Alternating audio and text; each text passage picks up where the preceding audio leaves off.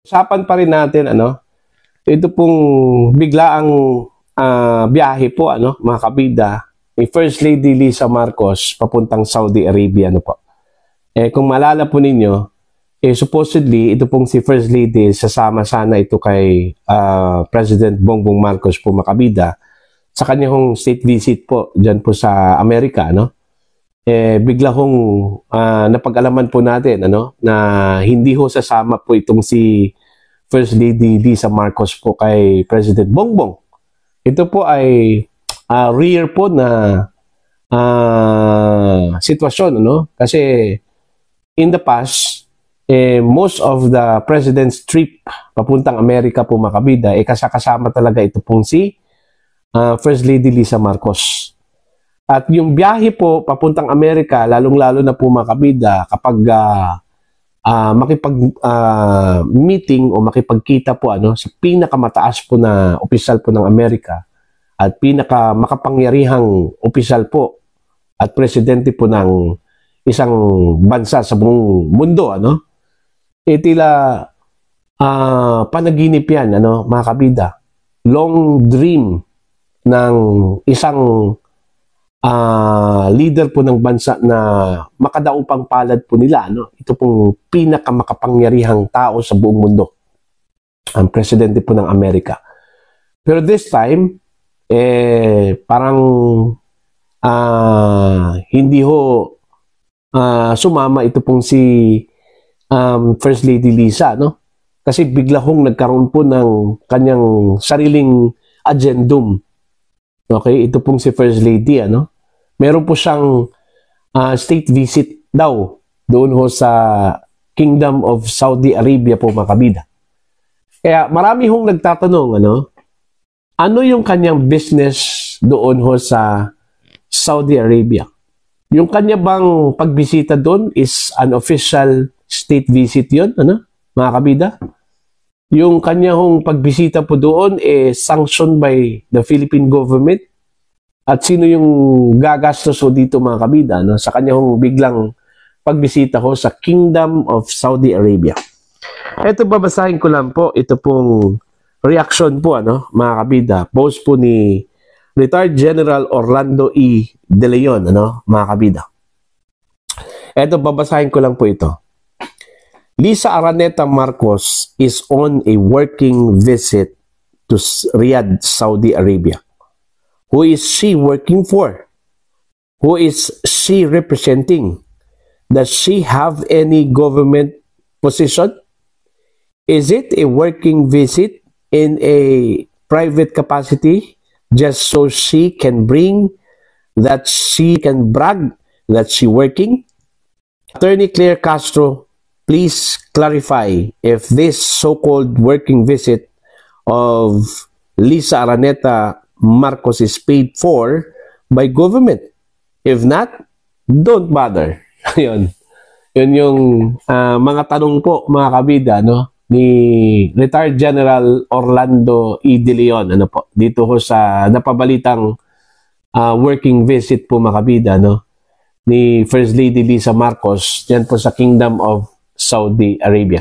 Unang-una po hindi po ito napabalita po earlier mga kabida. Usually kasi pag may mga activity o event involving the first couple merong prior announcement yan mga kabida okay? Pero ito wala wala tayong narinig na may mga prior announcement na biyahe po ito pong si First Lady Lisa Marcos papuntang Saudi Arabia mga kabida.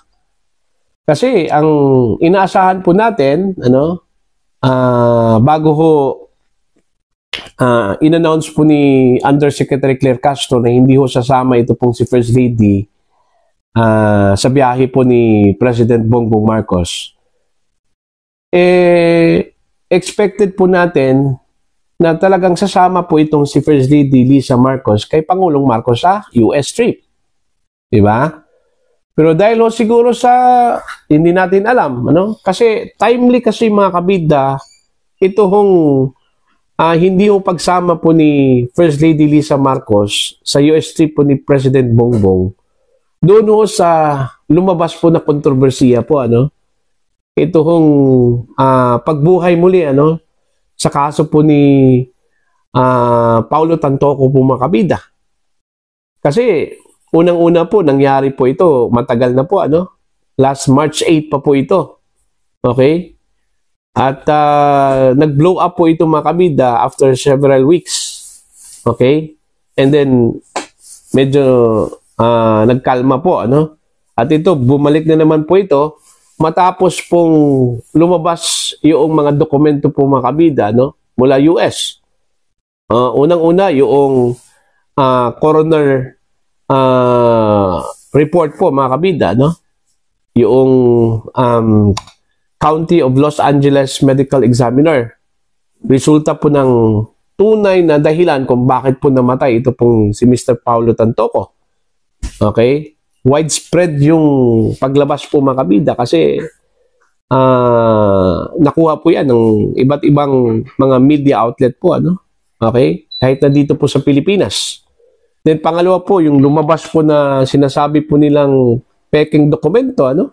Mula sa Beverly Hills Police Department na nagsasabi ho na kabilang po si First Lady Lisa Marcos po makabida doon po sa mga personalidad na iniimbestigahan, ano, ng mga pulis doon po sa Los Angeles dahil sa pagkamatay po makabida ni Mr. Paulo Tantoco, ano? Although labeled ito makabida ng Malacanang bilang fake document, ano, mga kabida, pero since naging controversial na po ito, ano, yung pagkasangkot po ng pangalan po ni First Lady, kaya yun yung timely, mga kabida, doon ho sa pagbisita po ni President Bongbong Marcos sa US, ano, na bigla hong napag-alaman po natin na hindi ho sasama ito pong si First Lady Lisa Marcos sa biyahe po ng kanyang esposo po, mga kabida, sa Estados Unidos. At ngayon, napag-alaman po natin na bibiyahe pala ito, ano, papuntang Kingdom of Saudi Arabia. Okay, para sa isang working visit, ano, mga kabida. Diba? Ngayon lang natin nalaman yan na pupunta pala ng Saudi Arabia yan eh. Wala hong prior notice o prior announcement po ito pong Malacanang na meron pong ganong activity o event, ito pong si First Lady Lisa Marcos, ano? Kaya nga, nakapagtataka po, mga kabida, ito hong biyahe po ni First Lady Lisa Marcos papuntang Saudi Arabia eh. Diba? Kaya lang sinabi ko po, nakagawian na po, ano, ng palasyo po ng Malacanang. Every time, meron pong mga scheduled trips ang Pangulo o di kaya ang First Lady, ano, mga kabida, meron talagang prior announcement yan, ano. Siguro mga 2, 1 linggo, ano, i-anunsyo na po yan mga kabida na ito, pupunta ng Iraq, ito pong si Pangulong Marcos, pupunta ng Sudan, ito pong si First Lady, may mga ganun dapat, ano, mga kabida. Pero ngayon nabigla ho tayo, no, dito sa balita na pupuntang Saudi Arabia po itong si First Lady, na nataon po, ano, sa pagbisita ho mga kabida ni Pangulong Marcos sa Estados Unidos.